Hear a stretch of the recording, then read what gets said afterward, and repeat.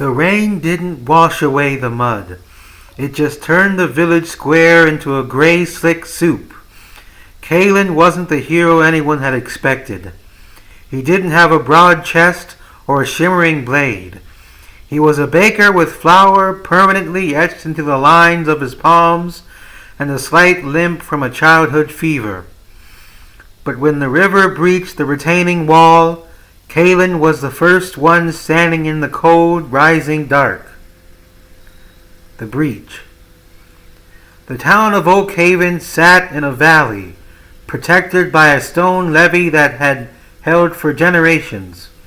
But a week of relentless storms had turned the gentle stream into a roaring beast.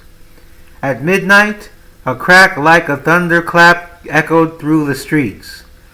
While others ran for the high hills, Kaelen ran toward the sound. He found the lower district, the poorest part of town, already ankle-deep in freezing water. A quiet kind of courage. "The sluice gate!" Kaelen shouted to a group of panicked neighbors. "If we don't drop the secondary gate, the whole district is gone." "It's rusted shut, Kaelen," someone yelled back. "The mechanism is underwater." Kaelen didn't argue. He waded into the churn. The water was biting, a physical weight pressing against his ribs. He reached the iron wheel of the gate, now submerged under 3 feet of rushing debris. The struggle. He gripped the wheel. It wouldn't budge. He felt the slick silt beneath his boots sliding. The moment. He thought of the widow Miller's 3 children asleep in the cellar apartment just a block away. He thought of the old weaver who couldn't walk. The act.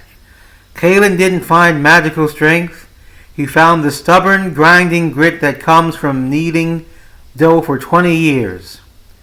He braced his shoulder against a stone pillar and heaved until his muscles screamed. The silence. With a groan of metal meeting metal, the wheel spun. The heavy timber gate dropped, redirected the surge back into the main channel, and the rising tide in the streets began to recede. The next morning, the sun broke through the clouds. There was no parade. Kaelen was back at his shop, his hands shaking slightly as he poured the first loaves of rye from the oven. His clothes were damp, and his shoulder was bruised purple. A neighbor walked in, silent, and placed a hand on Kaelen's arms. They didn't need to say thank you. They both knew that a hero isn't someone who seeks the fire. It's the person who stays when everyone else runs.